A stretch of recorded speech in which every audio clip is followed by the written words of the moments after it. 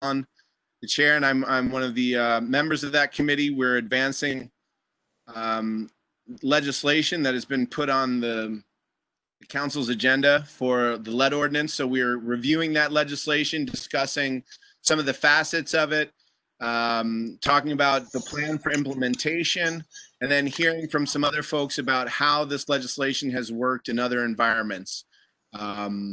We monitored Rochester very closely while we were drafting this legislation, and we studied, they passed theirs in 2005 and their lead ordinance. And so we've been following them and talking with them frequently to get guidance along the way. So some of them been joining us today as well.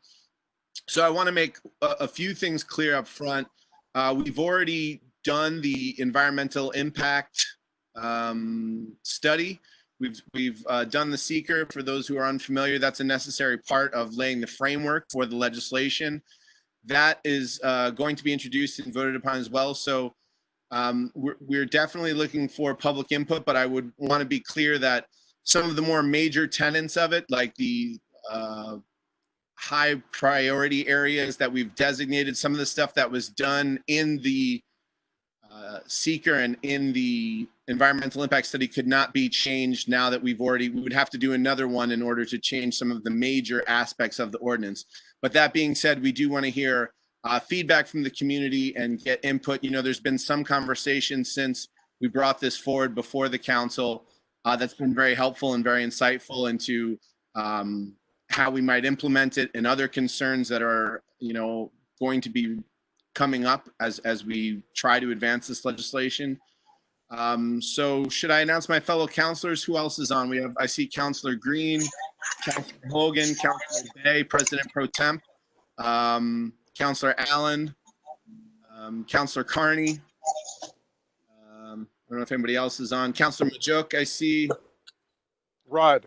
President Hudson and Councilor Rudd are all here. So I think that's all. Oh, Councilor Peniagua is here as well.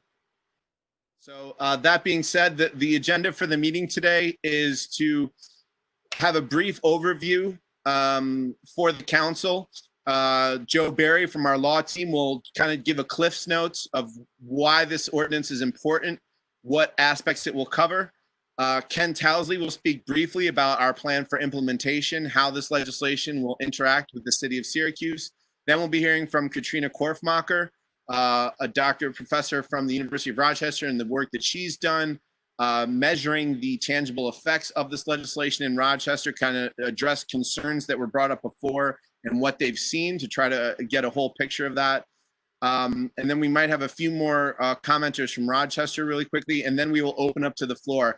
For my fellow counselors, I would ask, if at all possible, Dr. Korfmacher can only be here for a limited time, so if we could, if at all possible, try to limit questions from Mr. Barry and Mr. Towsley and maybe keep them written down so we could drop them all after Dr. Korfmacher leaves. That would be helpful. But again, if you have questions that come up in the moment, I understand that people often want to ask them as they go.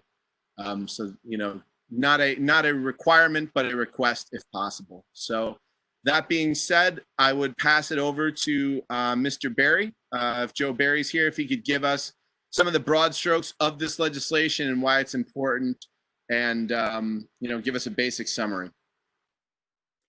Yes, good evening. Can you hear me? Yes, if you can speak up, Mr. Barry, a little louder would be great, but yes, we can hear you. Sure, thank you. Joe Barry, First Assistant Corporation Counsel. And I would say this ordinance is important because it gives the city a new tool to address a decades-long problem of lead poisoning that unfortunately has been impacting the children of the city. And with this tool, we can start to address the properties that are most likely to cause this problem. And we're doing that by adding a new chapter to the general ordinances, chapter 54, which, to give a quick overview, consists of the first two sections lay out the policy and the legislative findings, which really address the reasons why this ordinance is important, why the council wants to undertake this project. the next section deals with the definitions, and as you can imagine, this area is very technical. It has to conform to EPA regulations for testing, and as such, the definition section gets into a lot more detail than maybe you see in some of our usual ordinances. But I believe it's very helpful in that it addresses the technical issues that will come up. Moving on, we get into the meat of it, the ordinance, which is section 54.5 and 54.6, which are the inspections and the process for finding violations and setting forth a method for the property owner to remedy the violations once they've been notified. And that's followed by 54.8, which is a very detailed section on the standards for clearing violations.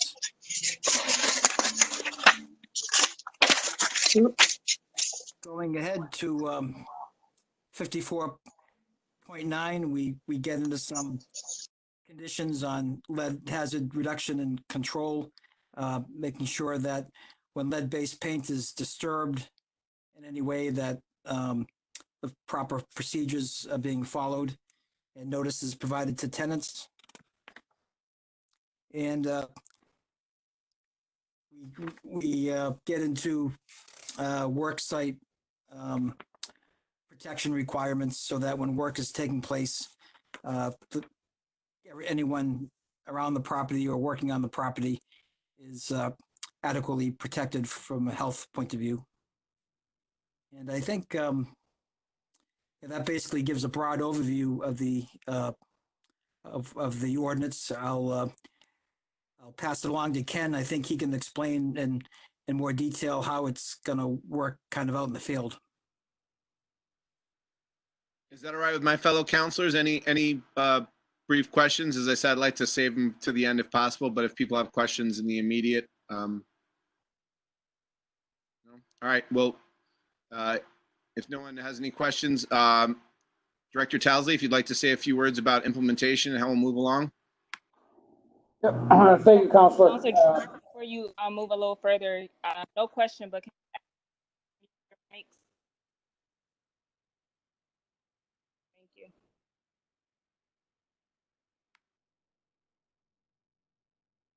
Counselor Driscoll or Counselor Allen, I cannot hear you. It's cutting out. Alan, what was your concern again? Just asking everybody else if they could mute their mic since they were. Yeah, there was a lot of rustling. If people could mute themselves unless they plan on speaking, that would be helpful for everyone. Go ahead, Director Towsley. Thank you, Counselor Driscoll. Good evening, everybody. My name is Ken Towsley, Director of Codes in the city, at least for another week and a half, 2 weeks, excuse me. And we do have Director of the Central Permit Office, Jake Dishon, as well, my successor. So if you guys have any questions for either of us going forward, then both of us can address those. So when we talk about the implementation, COVID did give us a little curveball on how we were going to handle this going forward. So speaking with our attorneys, Commissioner Collins at Neighborhood and Business Development, we believed that the best implementation date is tentatively 10/1/2020, so October 1st, 2020.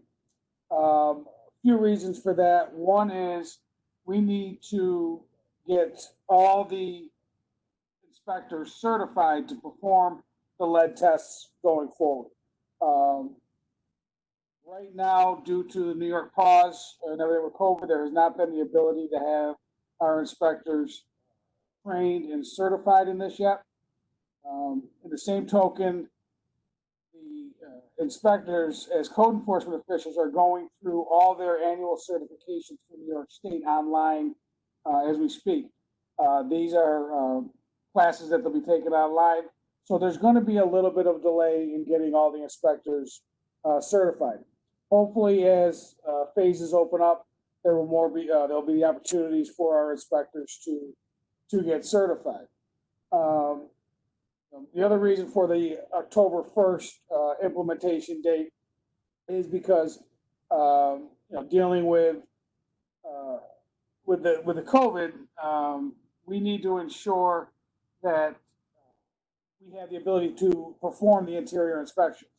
One of the things that we did put on pause was periodic inspections for interiors, which included rental registries for 1 and 2s and for the 3s and above. So until we're fully back to work to perform those, which hopefully will be at some point this summer, that's two of the biggest reasons why we put that on pause. So once again, we're looking at an October 1st, 2020 implementation date, and we will continue to work going forward. One thing that I would like to add is that as inspectors are getting trained, we will be posting the lead coordinator position for this ordinance. That will be an individual who will oversee a lot of what is covered in today's ordinance, but be the main person to deal with certifications through landlords, proper testing procedures, and basically be our auditor going forward. So we are continuing to go forward. It's just the implementation is a little later than we would hope. Thanks, Councilor. Okay, thank you, Director Towsley. Does anybody have any councilors have any quick questions with that, or can we move on to Dr. Korfmacher? Good for now. Okay, as long as councilors are okay with opening the questioning period after Dr. Korfmacher presents, that would be great. So, Katrina, thank you for coming. We appreciate it very much. The floor is yours if you'd like to give us a presentation about concerns you heard in Rochester and what the results have been, the actual, implementation has looked like. Great. So I'm not as familiar with this platform, so I'm going to put clear content and I'm going to ask you to just give me feedback and let me know that if this is working okay. So, oh dear. Okay, can you see that? Yep. Great. So I just wanted to share very briefly a few thoughts thinking back 15 years to when we sat in your shoes and were contemplating passing the lead ordinance and the kinds of things, the concerns that we heard around the table. Again, I'm most happy to try to answer any questions that you have. But I just wanted to start by reminding you why we're doing this. Whenever we were talking about our lead law, we started talking about these pictures that there are concerns sometimes by housing, by landlords, sometimes by people worried about economic impacts, sometimes about the logistics of doing this. But we at the time had two school principals on our city council, and they kept us really focused on the reason that we were talking about passing a lead law. And I'm sure that this picture is quite similar for your city as well. So just to remind you, our lead law is a little bit different than what you're looking at. So I just want to make clear that what I have to say applies to our system, not yours. We had an existing certificate of occupancy process where we were inspecting all rental houses every 6 years for 1 unit and every 3 years for 3 and more unit buildings. We added our lead inspection to that and targeted high-risk rental housing first. So the lead provisions apply to all pre-1978 rental housing that's subject to a certificate of occupancy. They're part of that normal inspection process. They also allow them on request during other inspections. And at the time, the county had a quality home inspection program. So I'm going to refer to that because a lot of the evaluations we did were done during the period where we had multiple different sources of inspections. Also, I think like you, exempting properties that were essentially lead-free. So the main inspection is visual, looking for deteriorated paint and bare soil near the house. And then in high-risk areas, houses that pass the visual inspection also receive dust wipes. Our city council was really concerned about that, and nervous about our inspector's ability to do that. Here's Councilwoman Gloria Santiago, who was a great-grandmother and was very concerned about, the ability of, she was very concerned about children, but she was also worried about the feasibility of doing these dust wipes. And this is a picture of us teaching her how to do one. She was very proud of that. So in our case, if a house fails inspection, people who do the work have to be trained to make sure that they don't create new hazards while they're doing the work. And the city provided free training through HUD grants. And then the owner was required to fix any deteriorated paint, bare soil near the drip line of the house, and then have a clearance dust test by a private firm before they got the certificate of occupancy, which was then re-inspected in 3 years. And just to clarify as well, our standards for control are not removing all the lead. They're essentially like interim controls. They address friction and impact surfaces using lead safe work practices, or now what we call RRP. But specific controls were not required by our law. So I just wanted to share with you a little bit of information from the first 2 years, because I think that's the period that you're talking about now. I mean, I can certainly talk to you about what we see looking back, over 13 years. But in the first 2 years, our local health foundation funded an evaluation by the Center for Government Research, and they surveyed landlords to see what they thought about the lead law and then how they experienced it. To me, one of the key findings was that property owners had a lot of concerns about this law before it passed, and they were primarily about costs of compliance. And they found that after the law actually went into effect and they experienced it, that they were more supportive of it than they had been before, and the cost of complying with it was lower than they had expected. There were also concerns about the city's capacity to do all these inspections, so that was tracked really, really closely, and they were right on track to meet the targets of inspecting all of the high-risk units within the first 4 or 5 years. Another concern was raised was that we might see a spike in emergency housing, that families would be pushed out of housing because it was not lead safe. So we really closely tracked the county's request for emergency housing during the first several years. And those were found to be not increasing over time. So we were actually, a little bit surprised. Another concern was that a lot of people were going to fail these inspections, because inspections we did beforehand showed that 99% of the homes had a lead hazard. So we were really shocked to find that 94% of them were passing. It's like the odds had flipped. And I think that's because property owners were given a really clear expectation what they needed to do, and they did it.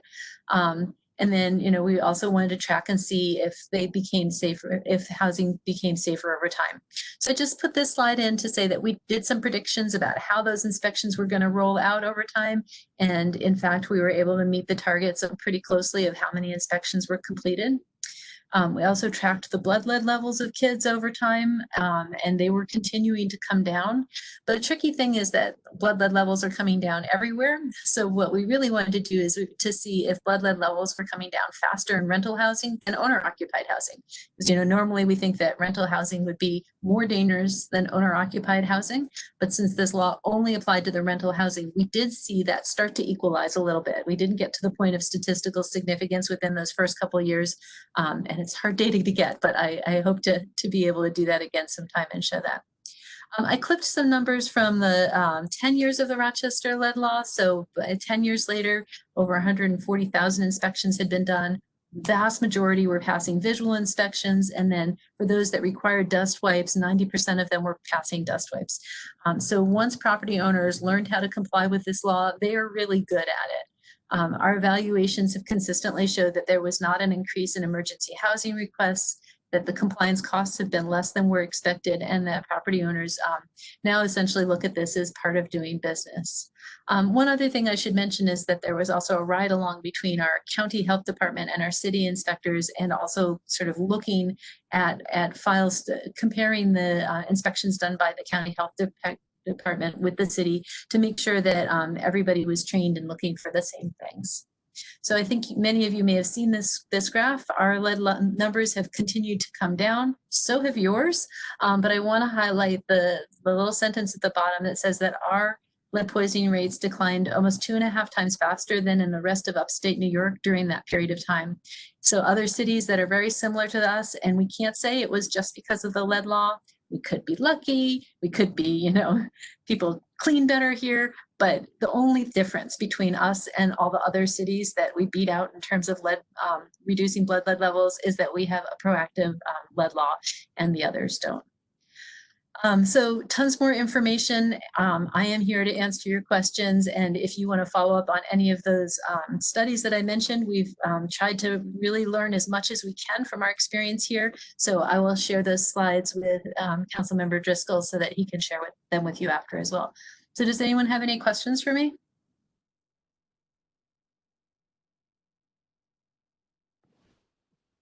Would you characterize Rochester as having a functional codes department at the time of this? Good.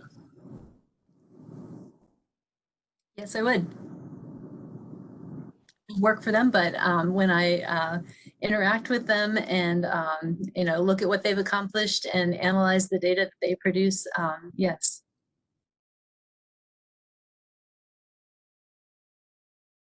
As far as implementation, you said that you know, you had it seems like the landlords were very much policing themselves in some cases. Is that a correct assessment or not really?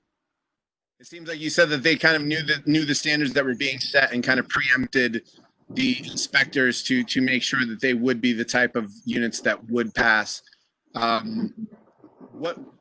What kind of I guess I'm curious what we do with those types of landlords that aren't compliant or don't do it, and what your success rate was with those, or if we see a greater number of that in Syracuse, what do you feel there's still leverage and tools that you guys were able to utilize for those landlords who are not compliant, who are not proactive? So those are kind of two questions there. Yeah, well, Ken actually may know more about that than I do, because you know, the details of our administration and enforcement system have been tweaked over time in order to make that more efficient and more effective. But just remember that property owners are pretty highly motivated to get their certificate of occupancy, to successfully pass that test, because they can't rent unless they have one, and particularly if they're receiving if the tenant is receiving support from the county, they can't receive that support unless the unit has a certificate of occupancy. So in terms of self-policing, I think the clarity of the expectations, the training by the inspectors of going out to landlord groups and really giving them a chance to learn for about a year before the implementation happened. For about a year, we actually had a small grant that paid for the reinspection costs, because it takes a little bit of learning. So it was sort of a no fault, no harm during that time when property owners were learning. And then going forward, you know, there's this system where people want to comply because they want to be able to rent their units. Does that answer your question? Yes, thank you.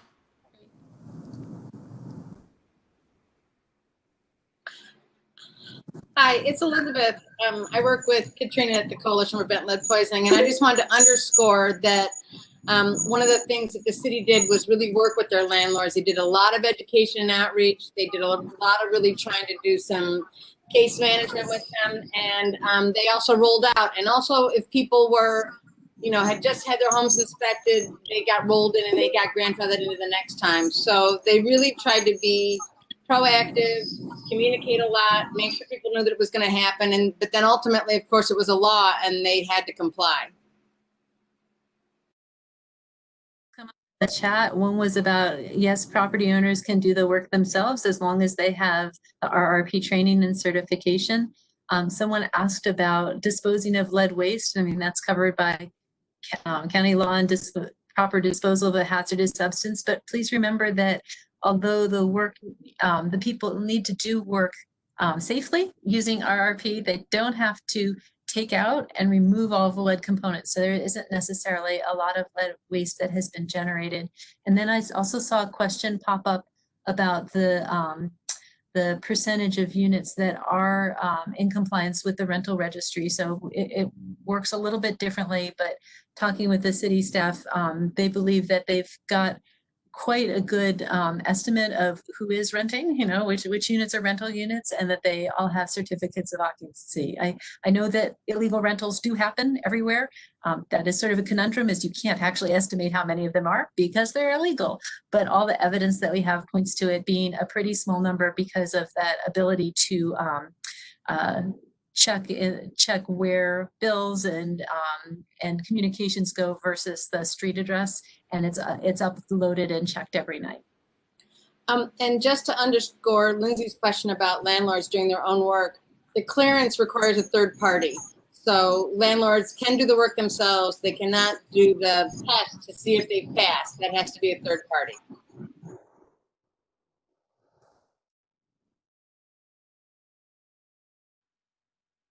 Great, thank you. Any further questions from my fellow counselors? I think you used the word targeting when you first started. How exactly were resources targeted? Like what data drove that? Yeah, I'm so glad you asked that, because that's one of the things I'm most proud of. We got to a point where we were concerned about resources right out of the bat and spreading them thin. We wanted to make sure to address the places first where kids were most likely to be at highest risk. So part of our ordinance, actually a resolution that was passed alongside of it, requires the health department to share data on where kids with elevated blood lead levels live every year. And so the city used that. I believe they have to map out the area, an area that includes at least 90% of the kids with elevated blood lead levels, and use that map as the high risk area. That area has grown over time, and they've sort of simplified it, include some other areas because of inspector areas, but that's what the targeting is based on. It's where kids poisoned in the past. As a fraction of the city, do you have an idea of how much the target area is? Is it like half? Is it a quarter? Is it 2/3? Oh, I think more than half. If you pop up the cityofrochester.gov/lead, there should be a map on it right there. Or you can look at the City of Rochester's map gallery. I could do that and try to share my screen, but I'm afraid I'll lose you. Doctor, this is Pat Hogan. I was wondering how, as far as non-compliant landlords, they ended up before the housing court in Rochester, I imagine, and how were they dealt with in the housing court? Were they allowed to string out things by adjourning things, or adjourning violations, rather, the lawyers? So didn't have a housing court specifically until very recently, but and again, Ken may have these details better than I do, because that most of these cases were handled administratively first through fines, and so the whole not having a certificate of occupancy results in more fines over time, and doesn't end up in the court for quite a while. So you had an effective like BAA, like we started. And that's your Sorry, I couldn't hear you. He was saying you guys had a BAA, but you called it your MVB, Municipal Violations Bureau. You guys had a very effective one in Rochester, right? That enabled you to get stuff through quicker. Yeah, and that system was tweaked several times along with this, just because as the city inspections division, it's explained to us many times, a lot of their energy is in following up on and facing these cases, so they tried to streamline and make that system as efficient as possible. So that was a long-standing agent you already had when you implemented the ordinance? Yeah, I mean, improvements were made. Improvements have been made, and it has been tweaked over time. And ours is in its infancy, basically. So, yeah. Thank you. Yeah, you're welcome. Thanks for your question. I have a question. This is Rita Paniagua. You said that, I think you said that you could check it back on the blood levels of lead in the children. How statistics of that? I mean, people move, accurate records of that.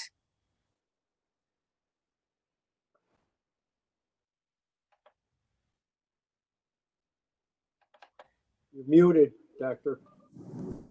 Should be screened when they're 1 and 2, and then that data goes straight to the health department. It includes their address. So it's the address, the time that the test. Many of these children who are most severely lead poisoned do move around a lot.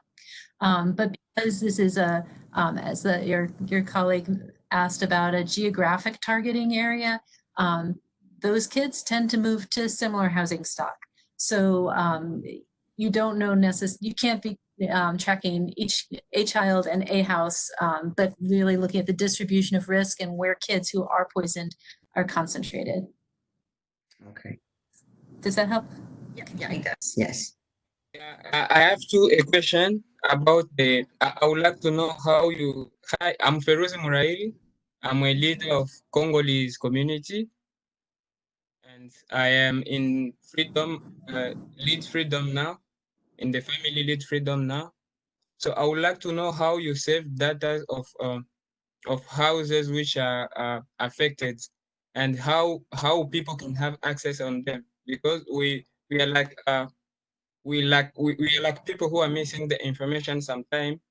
So we would like to ask if you can put them on digital data like other organizations have already done, like DMV have provided policies. So we would like to know how do you also keep data so that people can have access on them. Yeah. So in the city of Rochester, if you look at, I think the best way to find it would be to just Google City of Rochester data portal. So a lot of the information is very available in this open data portal. There are also maps there. And one of the things we are really interested in is having a lead safe housing registry, right? So people could look up the apartment they want to rent and see, is it lead safe or not?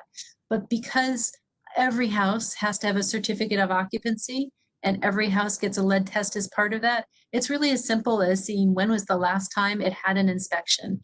And if it was, 4 years ago and you're moving in, you have the right to ask for a new inspection or a new lead test under the ordinance, so that people could ask for more frequent inspections if they wanted to, but they could always look on that open database on the city's website to see when was the last time it was inspected and found to be lead safe. Does that answer your question? I'm sorry, I think you're on mute.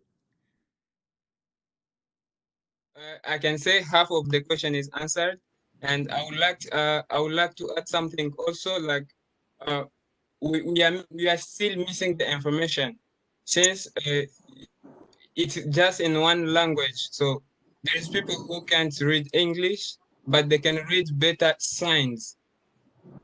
Like we have said in Ordinance, if you can read the section 54-9, you can find it. We are asking if we can find like signs, because now what I'm saying is what other organizations have done, which can't be had in housing, because DMV have already DMV did it, like everyone can drive by signs only. So we're still asking signs so that people can get the information. And why are you inspecting houses after people are in the house? Why can't you do it before people are getting in the house? Yeah. It can be safe. No one can go where there is a lead hazard. Yeah, so just to be clear, in our system, every house is inspected every 3 or 6 years. So it is inspected before people, it is inspected regularly. So even if five new people rent the house in that period of time, it's been inspected. I also wanted to mention that we had a resolution that was passed along with our law that required that the city support education. And I think Elizabeth you might be able to even hold up a sign that part of the result of that is we have lead brochures in 7 languages now to share that basic information with people in many languages. We also had an idea, we wanted to put a sticker on every house saying lead safe, but we worried about that because a house is lead safe for a short period of time. So if I put that sticker in and then someone went and punched a hole in the wall or something happened to a window, it's no longer lead safe. So we didn't want people to think, oh, this is safe because there's a sticker in the wall when there's nobody else to check up on it. So that's why we didn't put a sign on actual houses, but made sure that the city inspectors are going in regularly. You know, I just want to add on to what Katrina was saying. She alluded to the fact that, you know, it isn't just the lead ordinance itself that is doing the work for all of this, right? There is an education and outreach component. There is a coalition, the health department. We've worked with multiple organizations across the city for, at this point, close to 20 years in terms of getting all of this information together. We're actually we're looking at trying to create an infographic so that, to your point, so that nobody has to know how to read anytime, that it's going to be something that's translatable. But we have billboards in multiple languages. We had information out there. We really tried to get out and let everybody know that it's the law that you're entitled to live in lead-safe housing in this community. So you can look up and see when the house had its certificate of occupancy, and you can call the city to check on that. And then you can also request a free inspection, and you don't need your landlord's permission. If you see a lead hazard, you're entitled to call the city of Rochester, tell them you have a lead hazard, and they will come out and they'll inspect for lead. So there's a lot of different, it's multi-pronged, you know, a lot of different efforts to go into this, but the lead ordinance has been a key legislative intervention that has really made the difference. Thank you, Elizabeth. And I wanted to let everybody know we're for this section, we're trying to keep the questions mostly from the counselors so that we can, you know, move along. Then we'll open it up to the floor as we go along. Counselors, are there any more questions for Katrina or Joe, Barry, or Ken Towsley from the council? I have a question for the doctor, Counselor. Yes, please, President Hudson. Okay, I'm curious to know because I think I heard her say the lead test, they test them at 2, 3. What's the age of the lead test? Children are supposed to have mandatory testing at ages 1 and 2 across New York State. Okay, so I mean, because of the area, and we know that these kids travel from lead-infested house to lead-infested house, would it be a benefit for us to maybe test them at a couple levels up, like maybe 3rd grade or 6th grade, and see where their lead levels fall in at? I just wanted to clarify that the law is that every child should be tested at 1 and 2, but they should be screened through age 6. And that means the doctor is supposed to ask, have you moved to a house where lead work has been done? Does your parent work in an industry where they may be bringing lead home from their clothing? You know, do you have any other concerns? And if they say yes, then they get another lead test. And if when they're older, through age 18, and there's any other concern about lead, the doctor should also test then, and insurance has to pay for it. So the biggest risk is for these very young children because their brains and bodies are developing so quickly and because they put their hands in their mouth. But there are provisions for testing kids who are older if they are likely exposed to a higher risk. Thank you. Thank you. So I got a question. Yes, Councilman Majuk, please. So I understand that we do tests for lead in paint. What about the lead that is in the pipe? How do you test for it? He's asking about water. It chipped out there for a second. I don't know if you could hear. He was asking about water and pipes, if that was a concern in Rochester. So thank you for that question. So even, you know, our lead law passed before Flint happened, and people wondered about water then, and they wonder about it more now.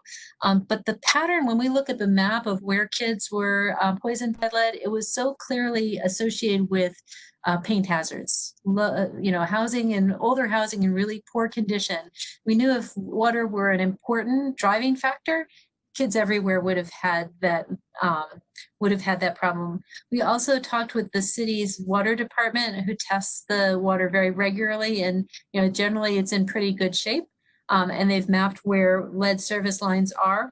So we don't feel like lead in water is a driving force, but our city will test people's water for free if they have a concern. It guides them about flushing the water to make sure it's as safe as possible. And we've now started asking the inspectors when they do these inspections to just check, because it's very easy to tell if the pipe coming into the house is made of lead or not. And they've been double checking that and finding very few. So, you know, it's something you might want to consider is to just let people know if they have a lead pipe. You can tell them how. I have two pictures that they can do it themselves, but that's why our ordinance doesn't include lead in pipe testing or lead in water testing. Yeah, and if I could chime in there, Councilor Majuk, we Green and Healthy Homes Initiative in Onondaga County did a fairly extensive water testing program last year, and they found very little contamination problem with lead in pipes. And Upstate Hospital, that deals with most of the lead poisoning, said, you know, less than 2% of the cases they see are due to water contamination. I believe might even been less than 1%, and those were in irregular circumstances like trailer parks where there was a set water, tank that had lead in it. The water would need to sit for a while in order to absorb the lead. So even with the lead pipes, if it keeps moving through, it's not as big of a risk as, if it was in a tank where it sits. And this is Joe Barry. I'd like to add the city of Syracuse did conduct a lead pipe replacement program in the 1990s, working with homeowners that wanted to switch out their lead services. And I think that may have contributed to abating some of that problem. And we could always check with the water department to see if they have data on how many pipes were replaced, et cetera. Yeah, that would be good, Mr. Barry. Thank you for that suggestion. So any other further questions from my counselors for either Mr. Barry, Mr. Towsley, or Dr. Korfmacher or Elizabeth McDaniel here? I have a question. Can you hear me? Yep. Yes. Alan, yes, thank you. So, my first question was, are we going to consider a relocation? Oh, sorry, you're going in and out, counselor. You start again. We lost you there. Okay. Is it a little better? Yeah. All right. So I said my first question was consider a relocation.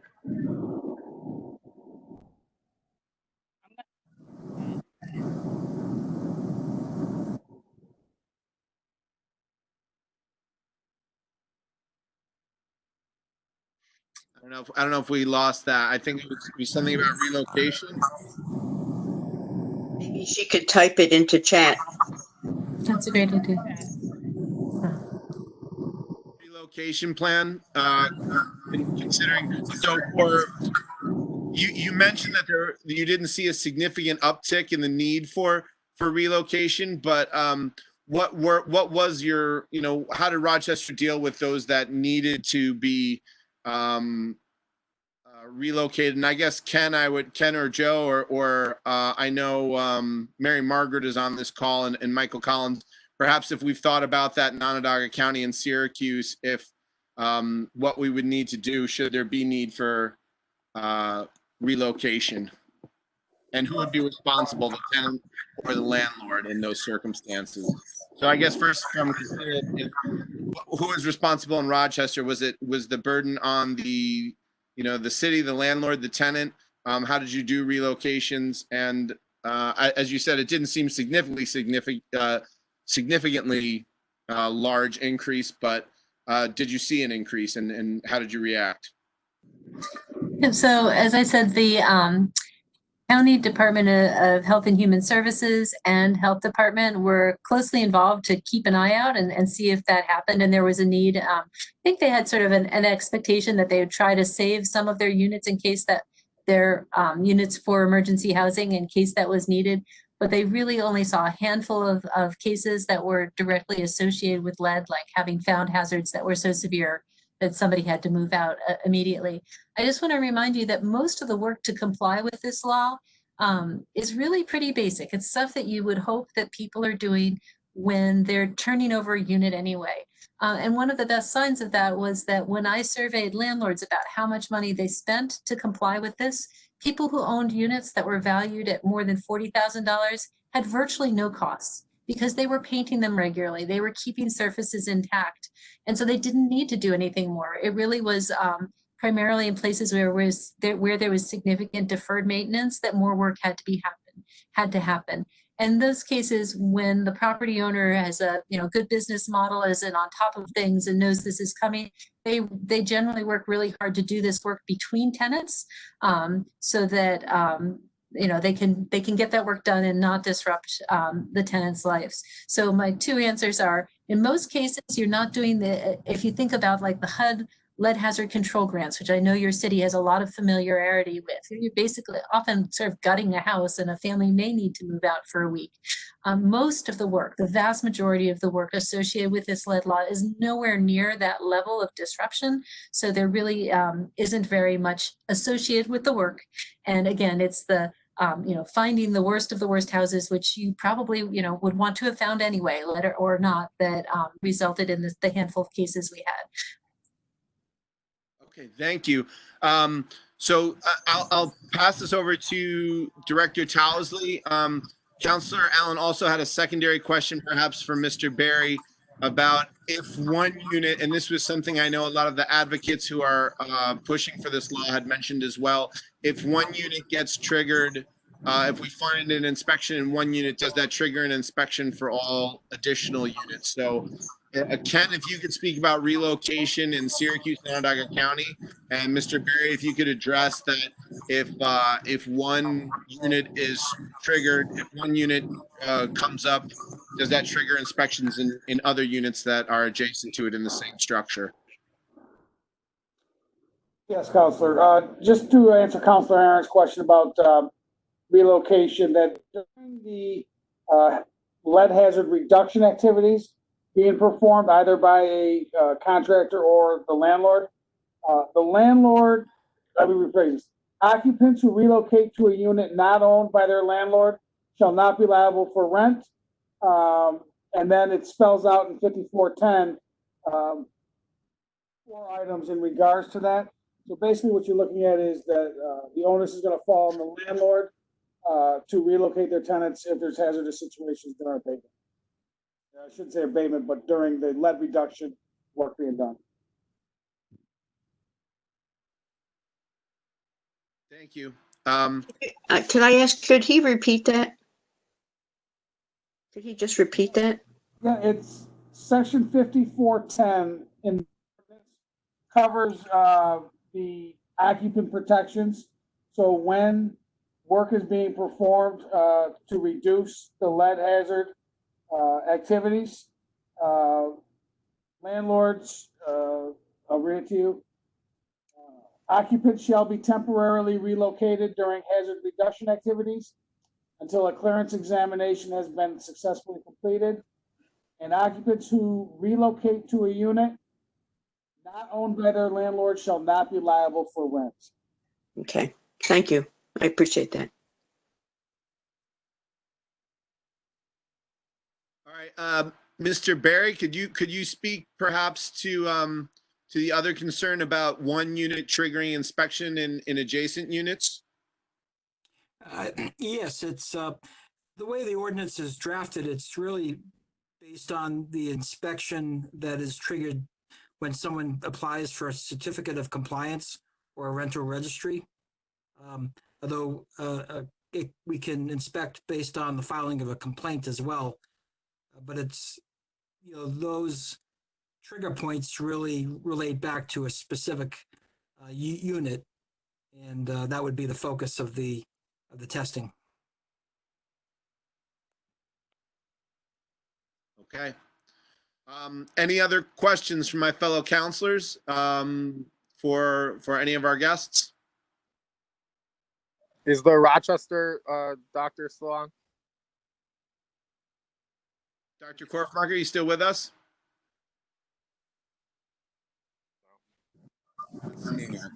Oh, I'm here. I can hear you. There she is. Curious, the way the Syracuse law is written, it seems we define a target area a certain way to start, and then it seems like it gives the mayor or the mayor's appointee the power to change the target area. I was wondering how you defined and how you allowed to change over time your target area. Yeah, as I said, it's specified right in the law. And when I tell people about our law, I always say, go to that cityofrochester.gov/lead website. And there are 3 resolutions, which are like really policy wonky sort of things to dig into, but they were really important because they included some things about having a citizen committee to review these kinds of questions of, what did we learn from the first year? What do we need to tweak? They included a commitment to education. And I think that's where the algorithm, right, the requirement that a high-risk area be based on the area in which at least 90% of the elevated blood lead children lived, right? So there was a mathematical formula that was specified right in that accompanying resolutions for what the high-risk area would be. Did you find, Dr. Korfmeyer, do you know if throughout the years that it's been implemented in Rochester, if you have altered the high priority areas, the high risk areas, have they moved? Have they changed? Have you needed to redesignate as you went? Yes, as I mentioned, it's checked every couple of years. I wish that our commissioner was on right now because he could tell you exactly how it's been changed.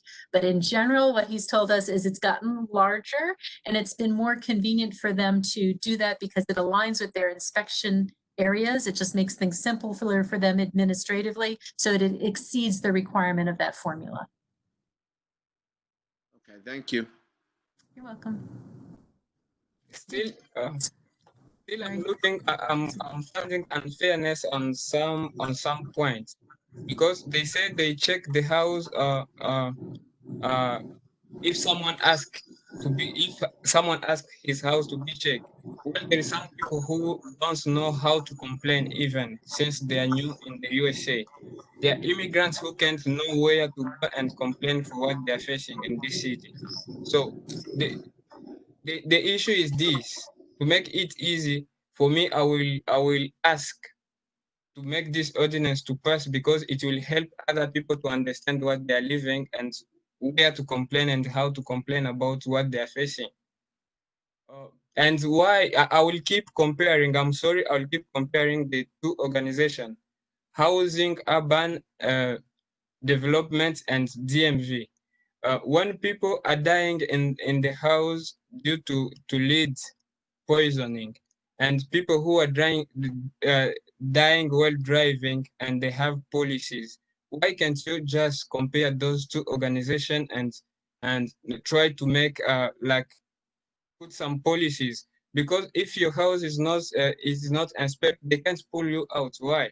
When your car is not inspected, they have to pull you out until it is done and be ready to someone to function in that house.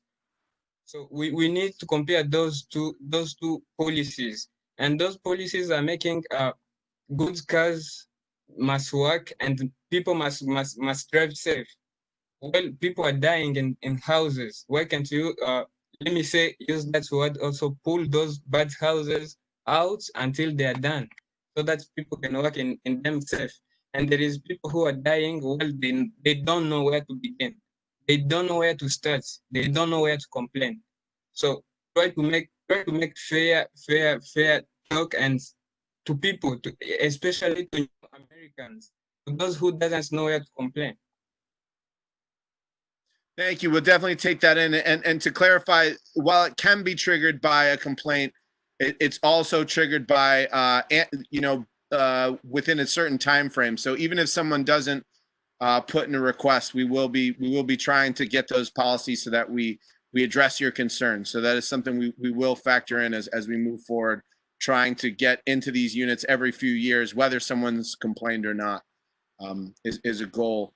So my fellow counselors, any remaining questions? I'd like to, at some point, we've been on for about an hour. I'd like to open it up for public input. But if any of my fellow counselors have any questions left for Dr. Korfmacher, Mr. Berry, Ms. McDade, or Director Towsley, I would take those, or we can open up to the public.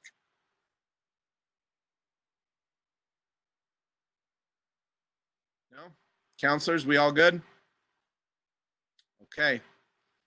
If no one else has any further questions for those guests, I guess we can move on to the public input section of the meeting. James Conroy, if you're on, if you'd like to tell people how they can submit and how we will call people in. Will you call people in, Jim, or will you leave that up to someone else? No, I have a list, a short list written down of those that have emailed me, and we can just start in the order that they emailed me and go from there. There is 1, 2, 3, 4, 5 names on the list, as well as written comments that were submitted by email from 3 different people. One of those is on both lists. So if you want. Yeah, that's great. I would like to say, I know Dr. Korfmacher has to run. You're welcome to stay, but I know you said you might have to chip off. And Elizabeth McDade, thank you. Appreciate you. You guys aren't obliged to stay on, but I'd love to have you if you want to stick around and chat with folks. I know some of the people who are speaking might have questions. I'd like to, give them a chance to. But thank you for coming, and thank you for providing all your information how it went in Rochester. That being said, Jim, if you want to move on to the public input part of it, and we'll start reading off the list. I believe people have, those who have submitted to speak have 2 minutes to give us their feedback, give us their comments, things we might have missed, voice your support or your opposition to the ordinance, and give us any feedback that you think might be relevant. So, Jim, if you want to start announcing folks who signed up to speak, that would be great. And even if you haven't signed up, you may notify Jim Conroy and get in the queue to speak. Correct, Jim? Yes. I guess we'll go through the first 5 that have emailed me. If you haven't emailed me, then I would hit the chat button and send me a message, and then we'll call you after these first 5 go. So that said, we'll start with Mary Cunningham, 134 Somerset Road, Syracuse, 13224. If you're not speaking, please mute yourself. Thank you. Mary, you can go ahead. Thank you. I have 2 issues and one quick question. I was really glad to see that the report really talked about the cost to children, the cost to families, and the cost to our community for lead poisoning. And I think we have to keep that in mind as we progress through this legislation. It's lifetime loss for families, children, and the community, and it's lifetime expenses over generations. And we're already in generations of children. So that when we talk about my understanding from what you said is that we are still only going to do the one apartment that was identified as having lead poisoning and not the rest of the building. Am I right that that's what you said, unless there's another separate complaint? Is that correct? I would have to defer to Mr. Berry on that. Mr. Berry, is that correct? If we say it's a 4-unit, one of the units tests positive, we are not triggered into checking the other 3 units? That's correct in the sense, but it's based on also their application for the certificate of compliance and rental registries. So, and the applicant, whatever those certificates are going to cover would be inspected. Okay, then I really do want to out there that we not play around with this and allow, if one apartment, if someone complains with it in the certificate of occupancy, whatever, but if it's a complaint from someone, that the building be checked. I know I lived in Syracuse for over 40 years, and I lived in old houses, and you know that pretty much if one part of it needs it, it is very likely that the rest, and all we're doing is allowing more children to move into spaces and then waiting for it to be identified. And that's just hurting everybody by pretending that, oh, well, we've got the one. No, take a look and be proactive. By doing half measures like that, it will cost us all more. And then the other thing I wanted to address was, I'm glad to hear that if, is it in writing and clearly in writing in the law legislation, not just an understood, that if tenants have to be dislocated to other properties not owned by the landlord, that the landlord is responsible? That's clearly written. It's not a understood or anything.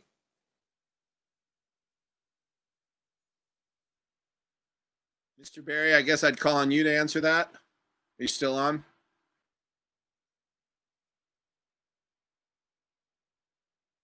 I'm not sure I fully understand the question.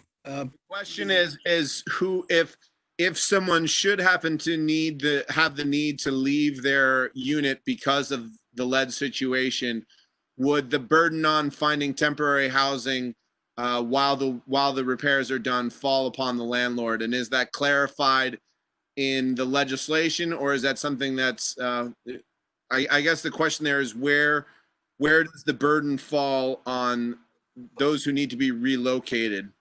And is it clear?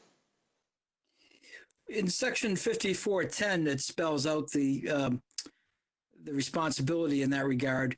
The tenant is relieved of paying rent for the unit that is being remediated, and that they have to leave because it's being remediated. But the landlord is not liable for the relocation cost. We didn't think that was legally possible. Well, I would say that you're dealing with families who cannot afford the relocation costs, and we should be considering how are we going to do that.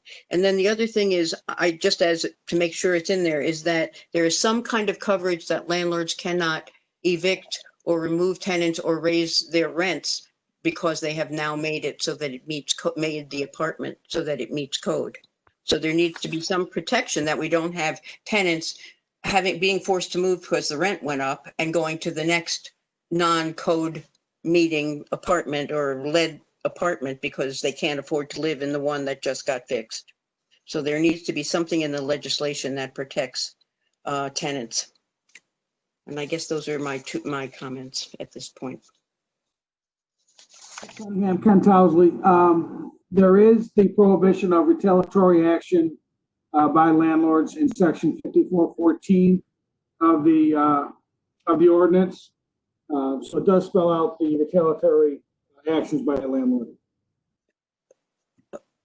Okay.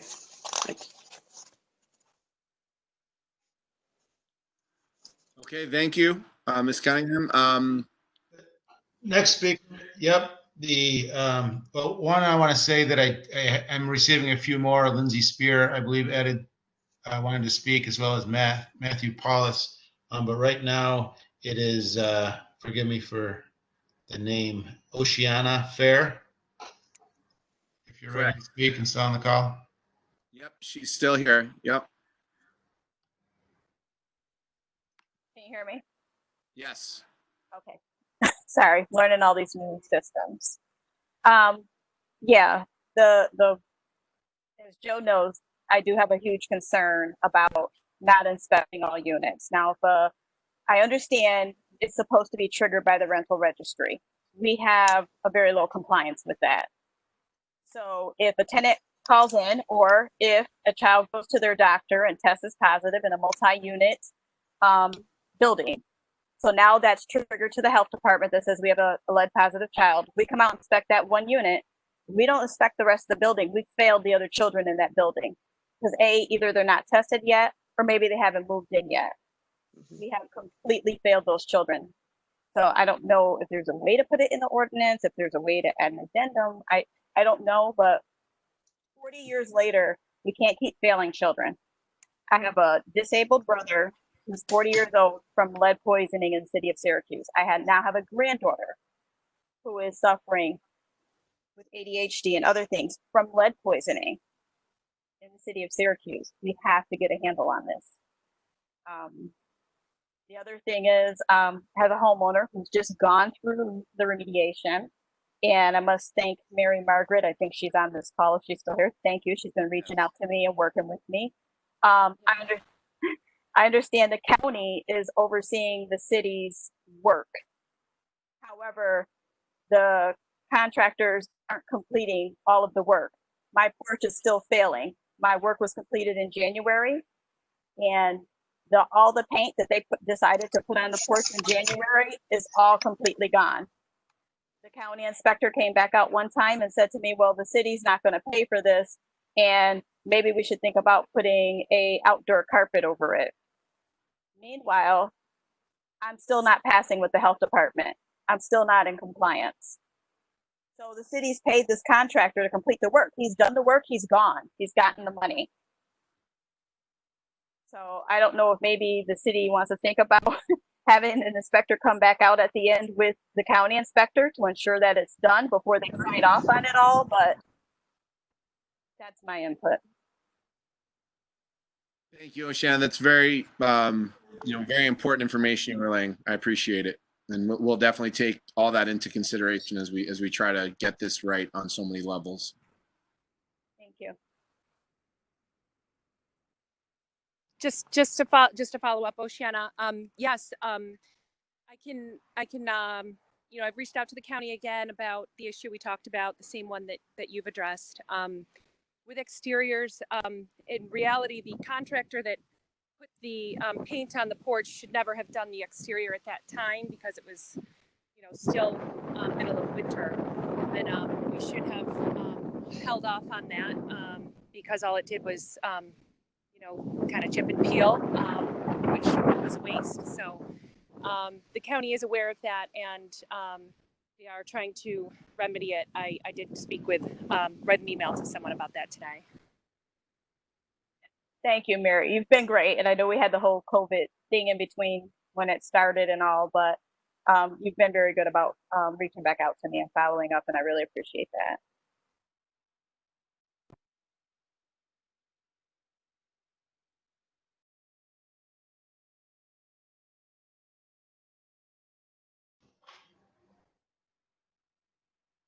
Oceana, are you all set?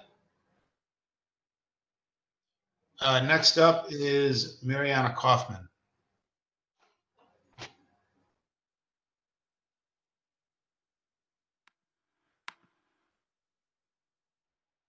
Appreciated hearing from Dr. Korfmacher on the success and experience in Rochester.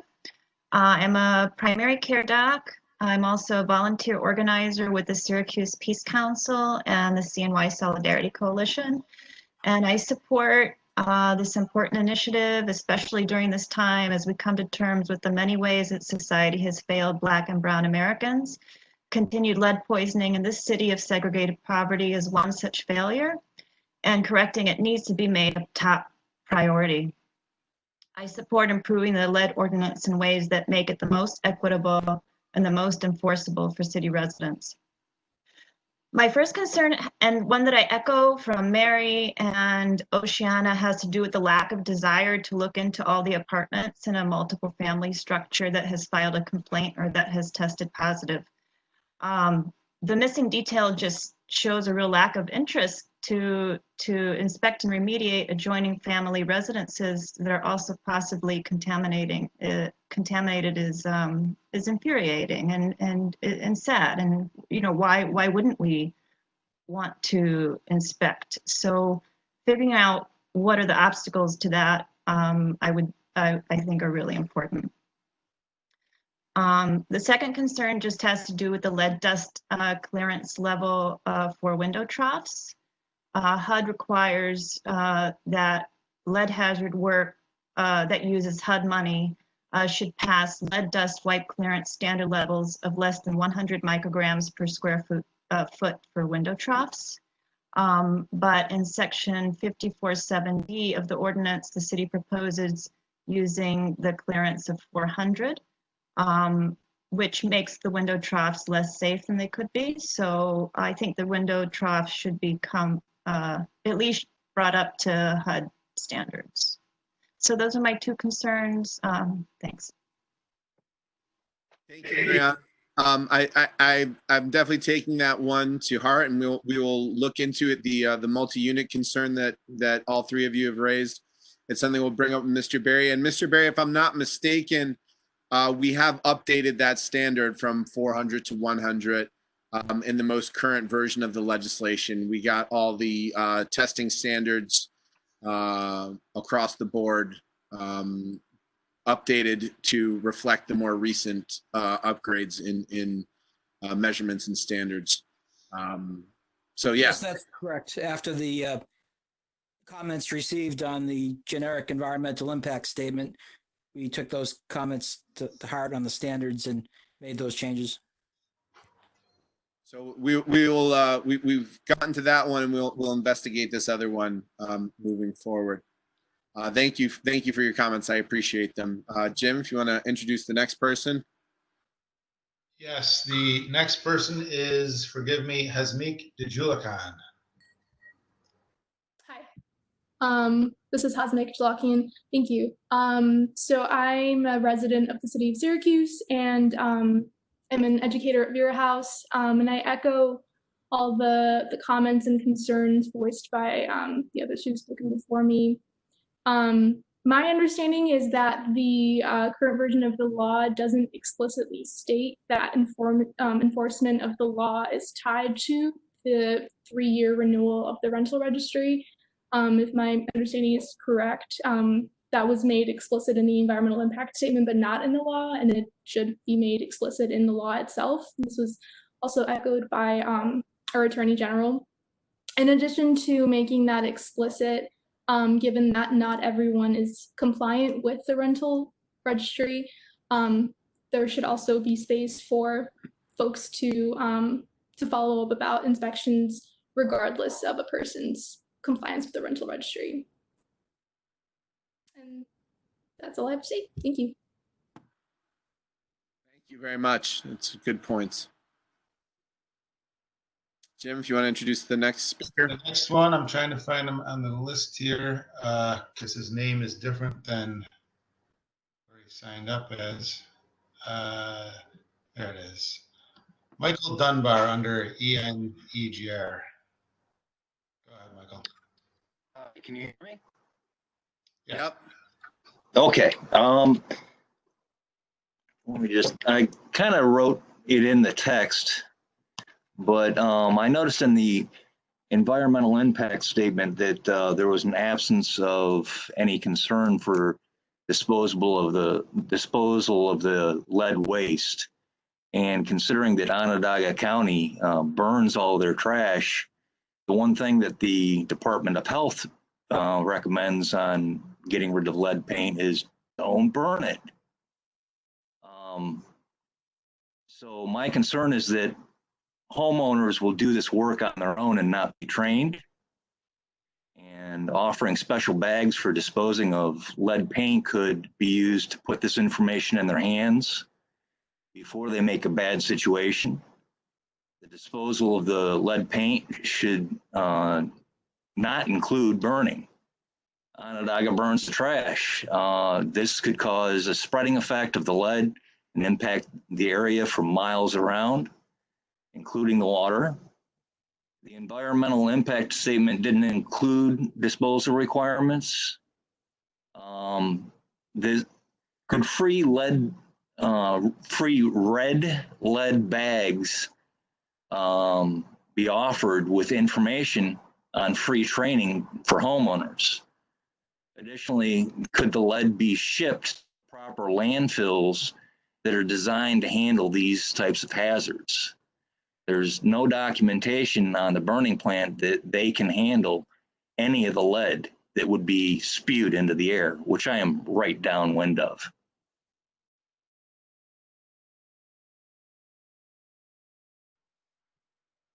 So that's about where I stand on it.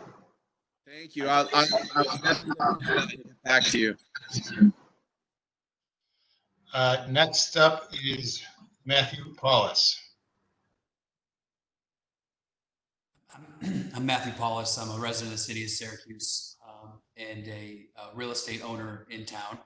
My only comment was going to be that, you know, in addition to a program like this that does promote a safer and healthier environment, that the awareness of the rules and regulations are made available. I think the gentleman that spoke before kind of brought up some questions too in terms of the right way to address remediation or abatement, making sure that the tools and resources and just more so literature are available to owners out there in order so that it can be done appropriately.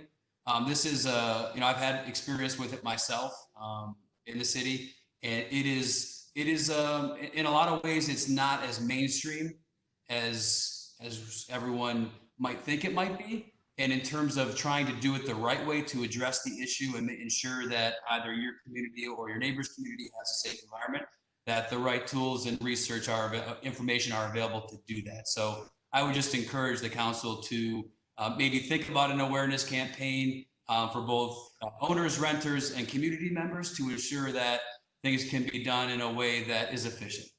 Thank you.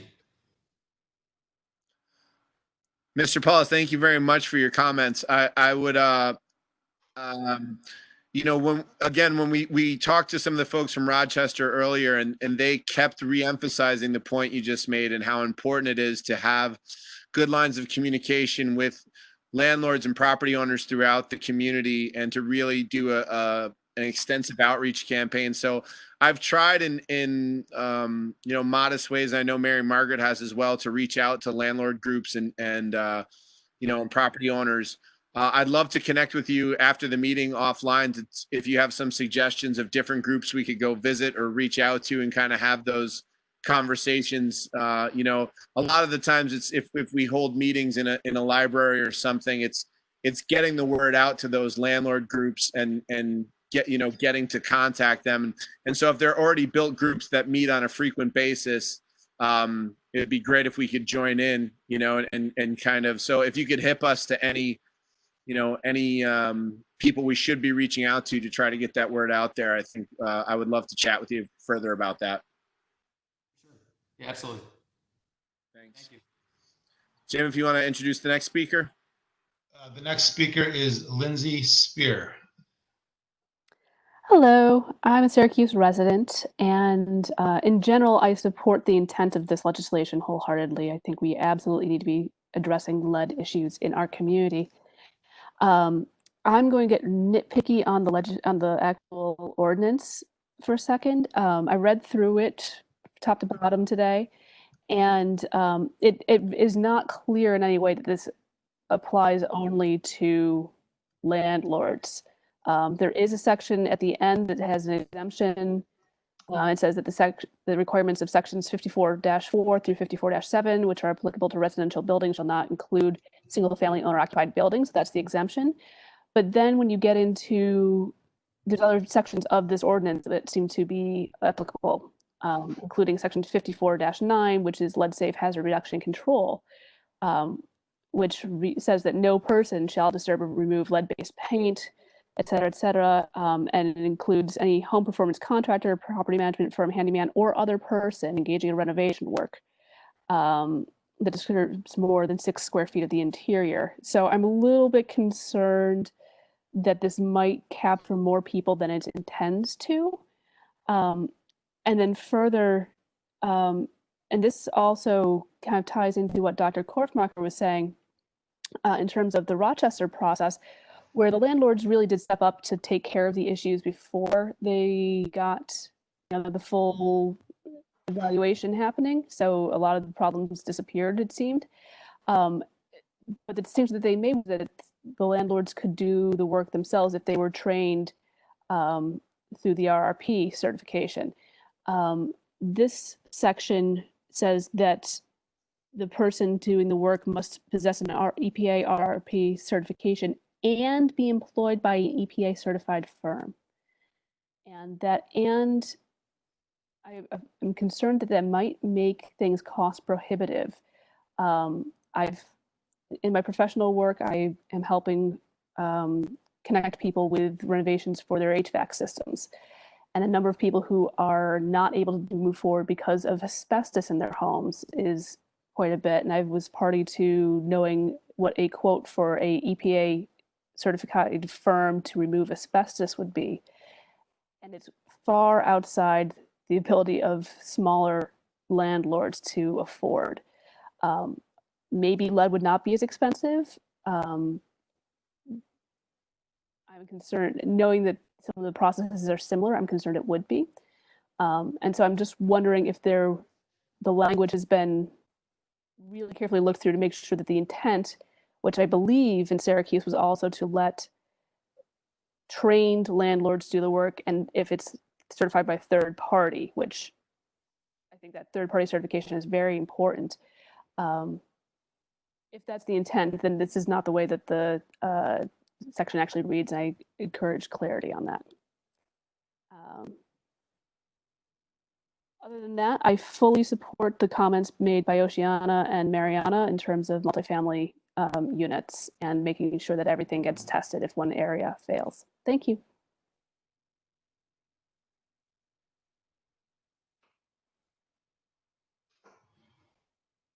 Thank you. The next person to speak is Jesse Harasta, and I would say that that is the last person I have on the list. So if you are waiting to speak, please hit the chat button and send me a message you'd like to speak. Thanks. You can go ahead, Jesse. Can you hear me all right? Yes.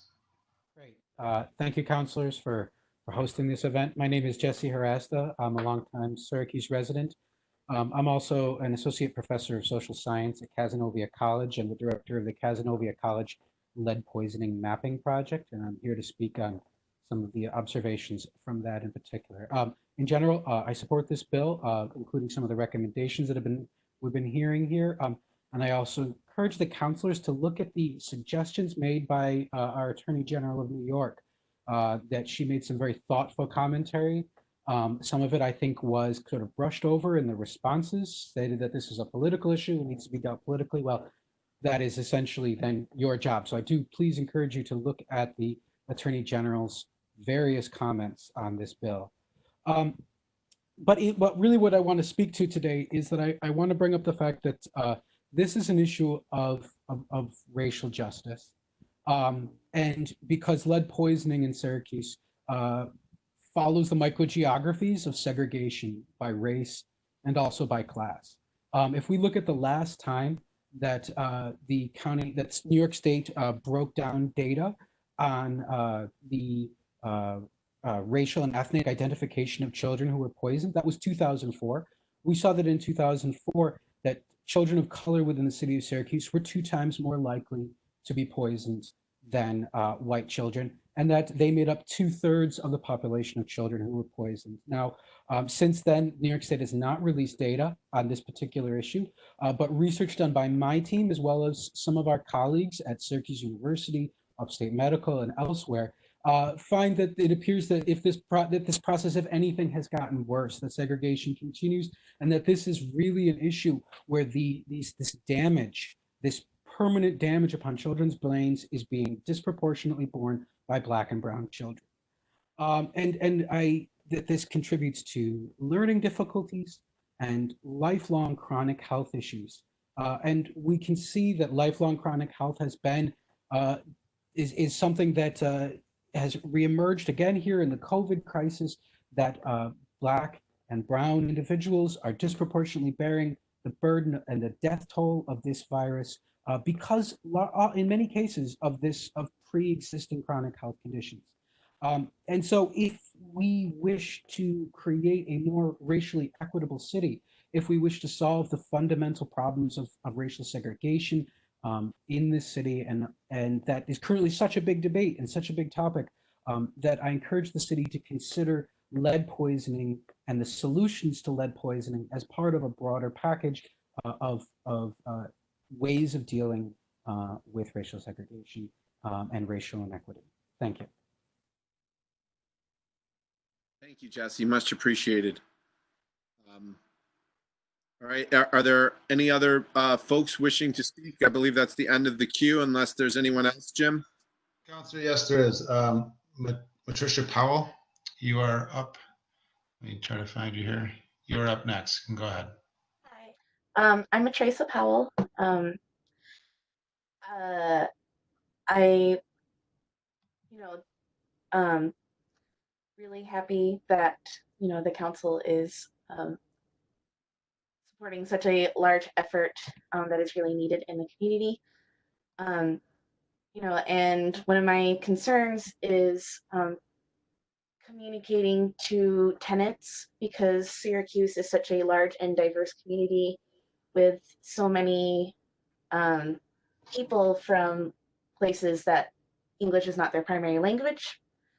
And from my understanding, currently the ordinance focuses on providing signage only in interiors for and having those written in the primary language of the tenant. I think it would be beneficial to expand that not just to interiors that are being worked on, but exteriors as well, as also include any letters or memos to the tenants. Make sure that those are in the tenant's primary language, and if they could also include any pictures that makes it even more clear what is happening, what is required of the tenants to just ensure clear communication and to help keep tenants safe. Thanks. Thank you, Ms. Tracy. That's something we definitely take on board, that we'll discuss further as we go along. Jim, if you don't mind, I just saw a message from Darlene Medley, who would like to speak. She said she sent one in, but it doesn't seem to be in the queue. Is there, if I just greenlight her to say a few words? Yes, that's it. I was just going to say, I don't have her here unless I missed it somehow, but there's also, there's a few other messages in the queue as well. I don't know if you want to address those or not, but she can go ahead. Okay. What is her name again? Darlene Medley. Okay. All right, Miss Medley. Darlene, go ahead. Hello, my name is Darlene Medley. I have 2 affected children that were affected by lead. And my biggest thing that I keep hearing is how we're not going to inspect the units. Like the unit I'm in, the city moved me into this unit to begin with, for one. Number 2, the year before I moved in here, the unit up front, they came here, inspected, and found that there was lead in the young lady's house. So if all of the apartments in my building would have been inspected, then it's possible my children wouldn't even gotten lead a whole year later. That's one thing. Then I was listening to what was it that y'all was saying? So the only way that y'all are basically saying that in this lead ordinance, what we're going to do is either every few years you're going to come in and you're going to inspect, or only if someone calls and makes a complaint to come and inspect. That's correct to say that, right? That's what is going to be in this ordinance, right? Well, the goal is that we, whenever someone applies for a certificate of occupancy, or every 3 years, we'd be going in. So that, yeah, those are the 2 ways. Or if someone calls in. So yeah, those are the ways. But yeah. Okay, but we're not going to, if it's a multiple unit, we're not going to inspect all the units, just the one that was called in about. No, we would, again, it would be on a 3-year cycle. So like every 3 years. But yeah, you are correct in your understanding that if one of them gets inspected, it doesn't trigger the other ones, which I think is something we've definitely heard today that we'll take back and investigate with Mr. Barry. But yes, you are correct in your understanding that it doesn't trigger the inspection of others. Okay, and I'm not sure if the health department is on here or not. I know this has been up for some type of discussion for some time. I know that you guys did take the ability away from parents now to be able to get their children finger poked through the WIC office. Are we going to be setting up some sites maybe where, parents have that option? You know what I mean? Because, like, for instance, perfect example, when I take my kids to the doctors, there's 2 of them. So our appointment usually lasts over an hour. So now when we're done, there's no setup right there at the doctor's office. We now have to go downstairs and wait in another line to even get them tested for the lead. So this is like a 3-hour time frame that we're talking about. So are we going to be opening up like more clinics where maybe kids can either have the choice, well, parents more so can have the choice to be either having their kids get punctured by the needle or get a finger prick? That would definitely be something. I don't think anyone from the county is on, but that would definitely be something that we could bring up with the county. I definitely think that more testing is something we need to be looking at and thinking about. So I will definitely relay that to the county folks who, they reached out to me before and to say they weren't able to make today, but I will relay that to them. Okay. All right. I just wanted to make sure I had a clear understanding and just get a little update about that. That's all.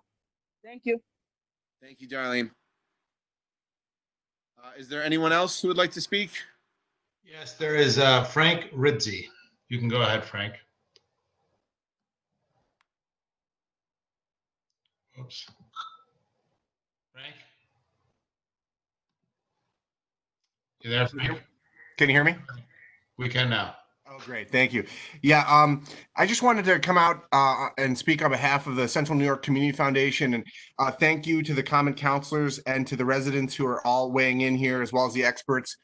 This is a really important policy for us because every year we deal with hundreds of families from the Central New York community that are investing in our community. They're making investments in early childhood. They're donating their hard-earned money, and they really want to see improvements in the community. And the lead poisoning issues is really undermining all of those efforts. You know, if children are being poisoned by lead early on, you know, it's going to affect their schooling. It's not going to give them a fair chance focusing on their schoolwork, and it's going to ripple throughout their whole life. So we really do need to make sure that we're giving our youth the best footing when they begin life. And this is, as someone mentioned earlier, I think it was Dr. Harasta, you know, this is a racial justice issue.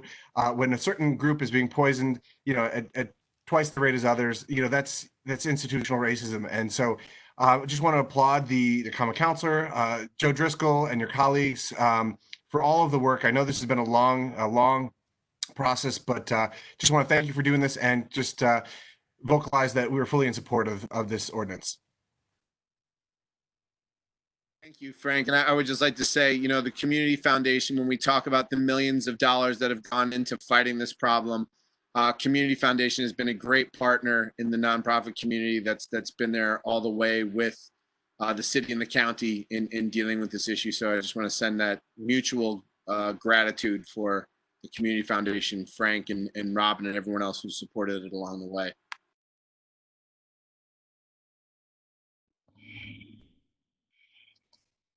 It looks like there's a Ms. Medley that wants to speak. That was just Darlene. We just heard from her. Getting the screen name mixed up. I just got another message.